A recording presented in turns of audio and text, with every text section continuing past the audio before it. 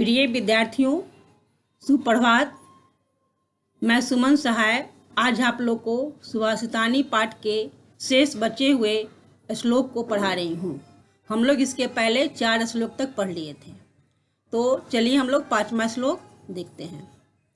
विहाय पौरुषम यो हि देवम एव अवलंबते प्रसाद सिहवत तस्य मूर्धनि तिष्ठन्ति वायसा।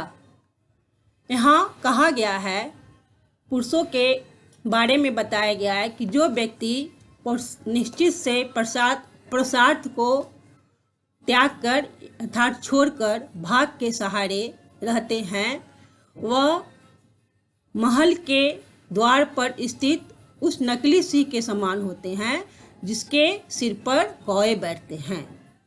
यहाँ कुछ कठिन शब्दों का अर्थ है।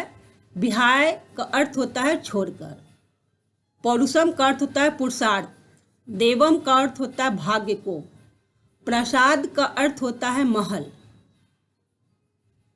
मूर्धनि का अर्थ होता है सिर पर, तिष्ठन्ति के अर्थ होता है बैठते हैं रहते हैं, वायसा का अर्थ होता है कौवे। तो मैं फिर से इसका हिंदी बता दे रही हूँ। जो व्यक्ति निश्चय से पुरुषार्थ को त्याग कर अर्थात छोड़कर भाग के सहारे लेते हैं, वह महल के द्वार पर स्थित उस नकली सिंह के समान होते हैं जिसके सिर पर कौवे बैठते हैं।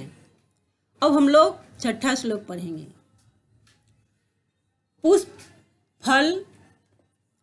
पुष्प पत्र फल छाया मूल वल्कल दारु भी धन्या महिरुहा एसाम विमुखम यान्ति न अर्थिना। यहाँ कहा गया है, पेड़ की विशेषता बताते हुए कहा गया है कि फूल, पत्ते, फल, छाया, जड़, छाल और लकड़ियों से वृक्ष धन है जिसके मांगने वाले लोग कभी निराश नहीं होते हैं।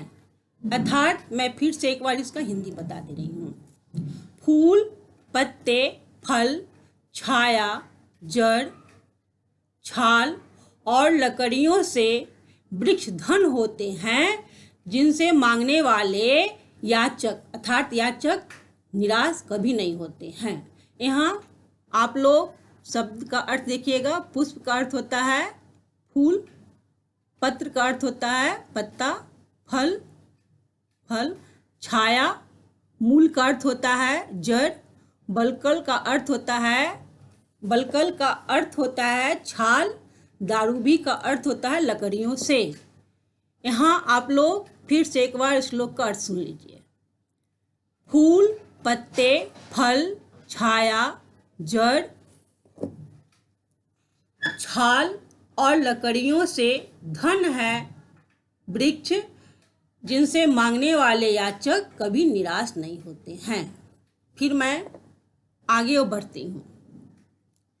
चिंतनीया ही विद्याम आदाब इव प्रतिक्रिया न कूप खननम युक्तम प्रदीप्ते वहनिना गृहे।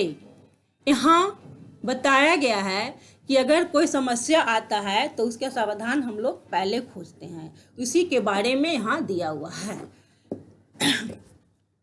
किसी समस्या का उपाय समय से पहले सोचा जाना चाहिए। यहाँ कहा गया विद्या मतलब समस्या, यानी किसी समस्या का उपाय समय से पहले ही सोच लेना चाहिए।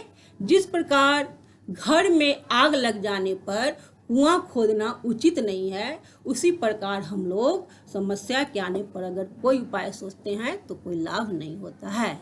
फिर से मैं इस श्लोक का हिंदी बता दे रही हूँ।